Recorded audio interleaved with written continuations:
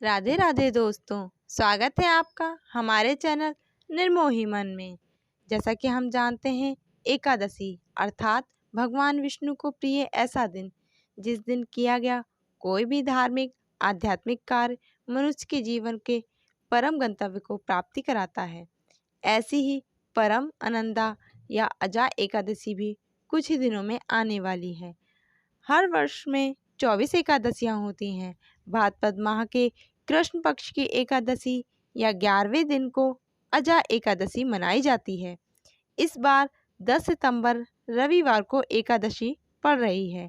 इस दिन भगवान विष्णु की पूजा की जाती है और उन्हें समर्पित व्रत रखा जाता है। इस व्रत को करने से सभी पापों से मुक्ति मिलती है और सभी मनोकामनाएं पूरी होती हैं।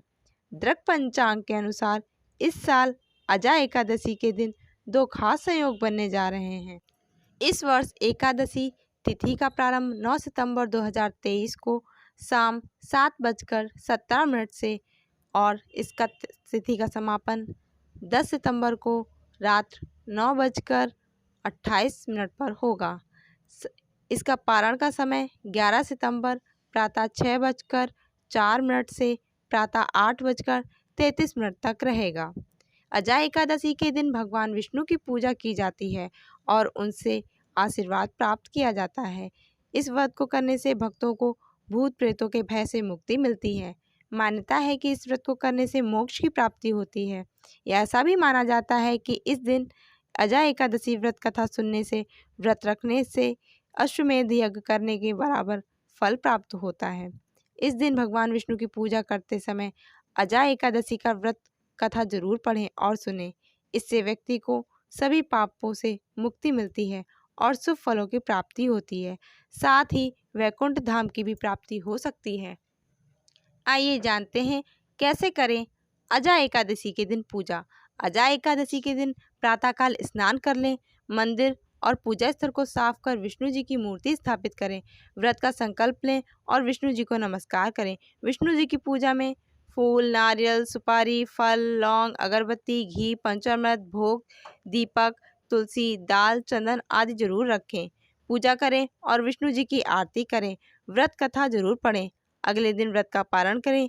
द्वादशी के दिन जरूरतमंदों को भोजन कराएं और दक्षिणा दें। इसके बाद आप अपना व्रत फल खाकर खोल सकते हैं।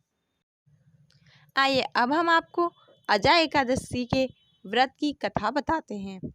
पौराणिक मान्यता के अनुसार ऐसी मान्यता है कि एक बार युधिष्ठिर ने भगवान श्री कृष्ण से भाद्रपद माह के कृष्ण पक्ष की एकादशी के बारे में बताने को कहा।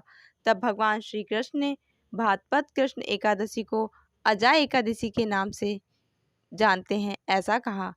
एक समय की बात है कि हरिश्चंद्र नाम का एक चक्रवर्ती राजा राज्य करता था। किसी कारणवश उसने अपने राज्य को छोड़ दिया और खुद को, अपनी पत्नी और अपने बच्चों को भी बेच दिया। राजा हरिश्चंद्र एक चांडाल के यहाँ काम करता था और मृतकों को वस्त्र देता था। वह हमेशा सच का साथ देता था। जब वह अकेला होता था तो उन सभी दुखों से मुक्ति पाने के बारे में सोचता रहता था कि ऐसा क्या किया जाए जिससे उसका उद्धार हो सके। वह लंबे समय तक इस काम में लगा रहता था। एक दिन वह परेशान होकर बैठा था, तभी वहाँ गौतम ऋषि आ गए। राजा ने गौतम ऋषि को प्रणाम किया और गौतम ऋषि को अपने सभी दुखों के बारे में विस्तार से बताया और उनसे उद्धार होने का मार्ग पूछने लगे। तब ऋषि ने कहा कि हे हरिश्चंद्र, तुम बहुत भाग्यशाली हो, क्योंकि आज से 7 दिन बाद भाद्रपद माह के कृष्ण पक्ष की एकादशी है। इस तिथि को व्रत विधि पूर्वक करो, तुम्हारा कल्याण होगा। इतना कहने के बाद गौतम ऋषि वहाँ से गायब हो गए। ठीक 7 दिन बाद राजा ने अजा एकादशी का व्रत रखा और ऋषि के बताए गए नियम के अनुसार उसने भगवान विष्णु का पूजन किया और रात्रि में जागरण भी किया। अगले दिन सुबह पारण करके व्रत को राजा ने पूरा किया। तब भगवान विष्णु की कृपा से उसके सभी पाप नष्ट हो गए और उसे सभी दुखों से मुक्ति मिल गई। स्वर्ग से फूलों की वर्षा होने लगी। उसने देखा कि उसका मरा हुआ पुत्र फिर से जीवित हो गया है और उसकी पत्नी पहले की तरह रानी के समान प्रतीत होने लगी है। इस व्रत के पुण्य प्रभाव से उसे अपना राज्य वापस मिल गया। साथ ही जीवन के आखिरी समय में उसे परिवार के साथ स्वर्ग की प्राप्ति हुई। इस प्रकार अजा एकादशी के दिन इस व्रत कथा को पढ़ें और दूसरों को सुनाएं, क्योंकि इस व्रत कथा को सुनने और पढ़ने से सभी पापों से मुक्ति मिलती है तथा वैकुंठ लोक की प्राप्ति होती है।